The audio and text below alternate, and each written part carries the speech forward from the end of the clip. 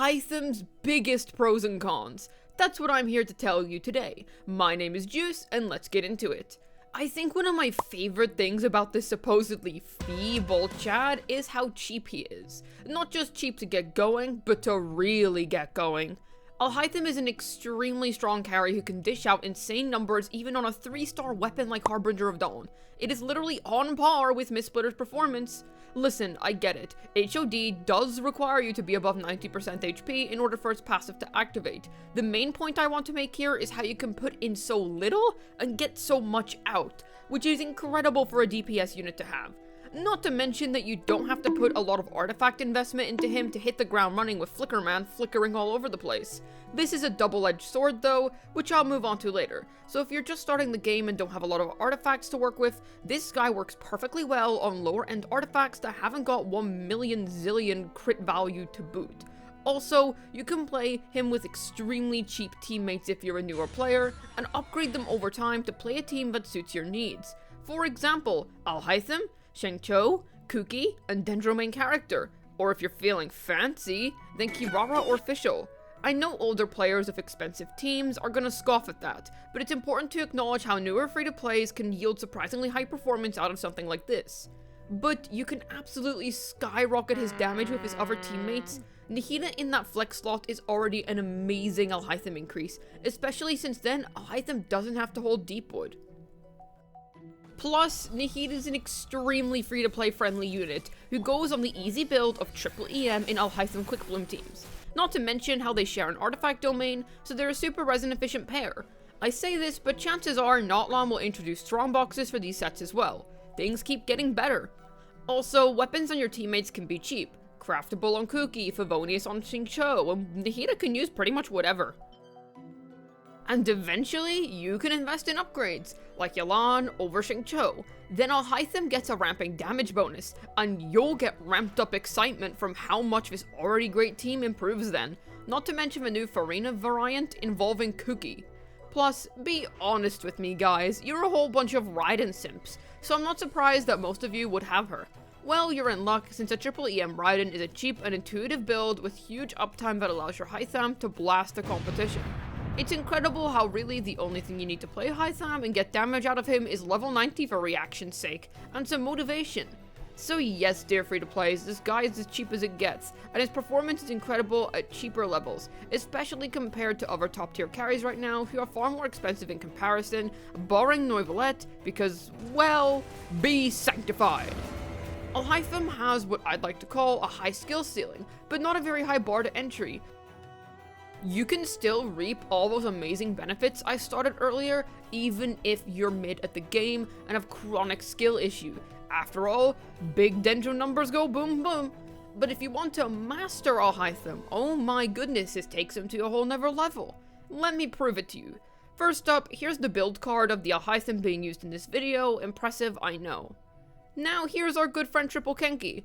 I'm gonna time the clears between playing Alhaitham like a headless chicken and playing Alhaitham like a god. 3, 2, 1, go!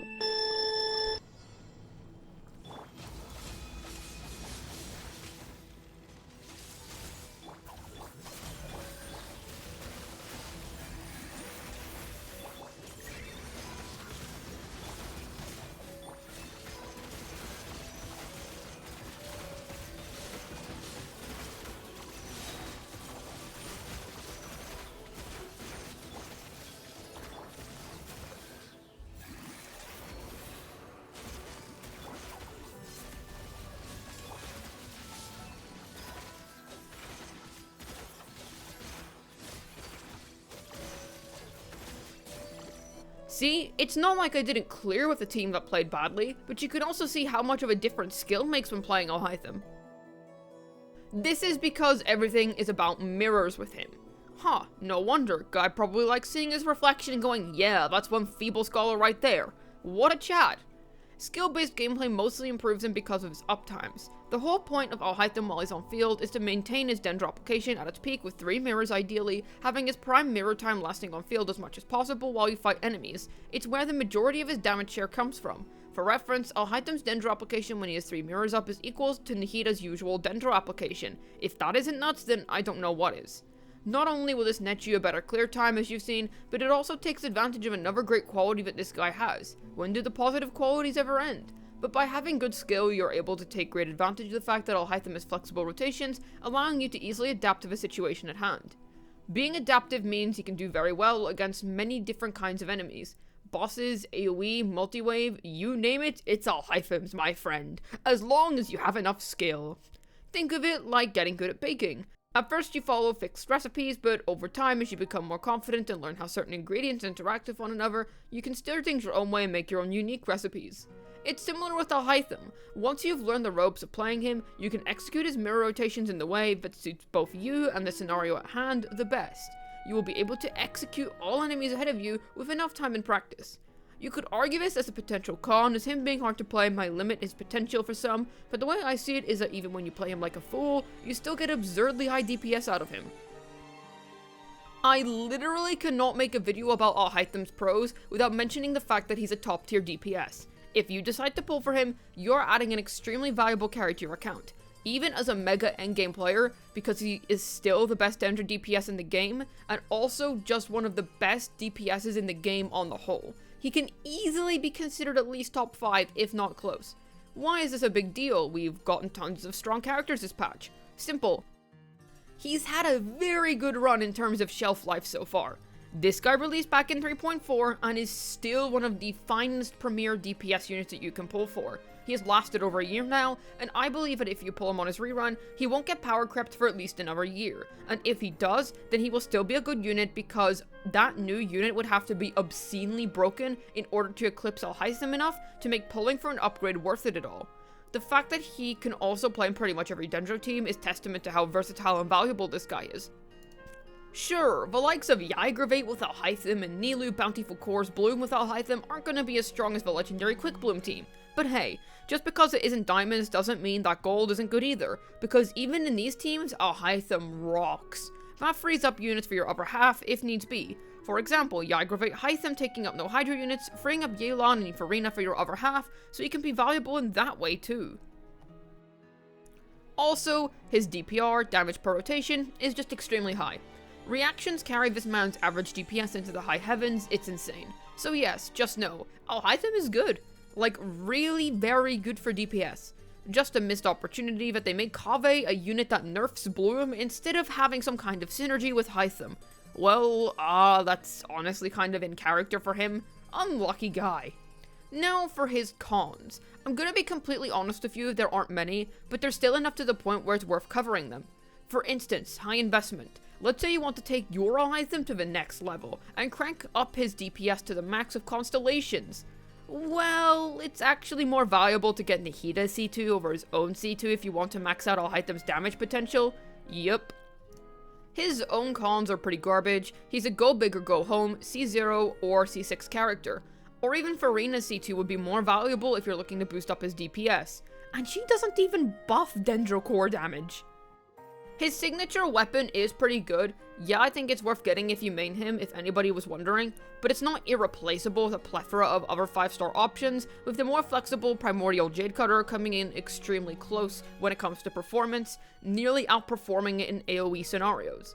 This is because his signature has a maximum amount of triggers, unlike Jade Cutter, which is unconditional in its passive.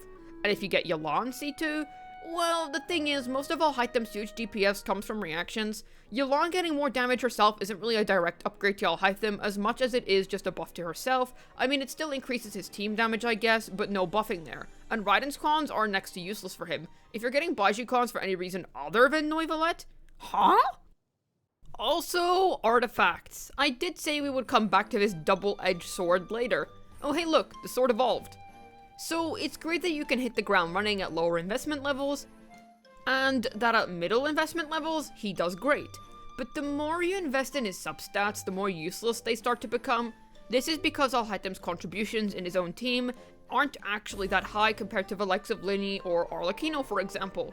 You get less of a gain compared to farming for high crit artifacts and hyper carries who deal the majority of their team's damage. Aside from Alhaitham's own DPS and reaction damage, his DPR comes from Hyper Blooms and Yelan, and Hyper Blooms have a low ceiling of investment. This is where the other top tier carries, Arlecchino, Lini, and Noivalette for instance, have an edge over him. Before I get into this next point, CV means crit value, which is the value of crit on your artifacts. Crit rate is worth itself times 2 in value, and crit damage is just worth itself. So a piece of 10 crit rate and 10 crit damage would have 30 CV. If you have a 240 CV Alhaitham and a 240 CV Arla, for instance, Father would make much better use out of that CV compared to Alhaitham, who would have been fine like 40 CV ago. This really only matters for players who are mega deep into the endgame. Does this mean I don't recommend Alhaitham to players who have got a ton of characters and high-end weapons and artifacts? Hey, don't get the wrong idea. Alhaitham will still be a great addition to those accounts. He will still feel top tier. I just advise against heavily min-maxing him, as all that extra time and resin could be poured into a carry who values those substats more. My god, that was a bunch of nerd stuff.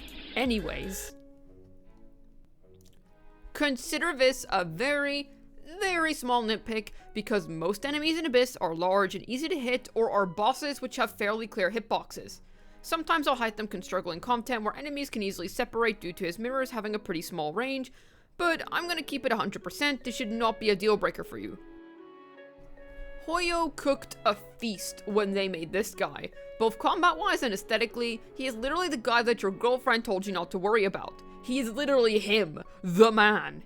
Even with this being his 3rd time on banners, if you haven't got him and wanted a taste of what it feels like to play a high-end, top-tier DPS, this guy is an amazing choice and I cannot recommend him enough. He will fulfill all your Dendro and Husbando needs. Not only that, but even though other top carries overpower him, he still fulfills his own niche very well, being within Dendro teams. So even if you do have a well-built Arla, Linny, Nuve, etc., Alhaitham is still worth the pull.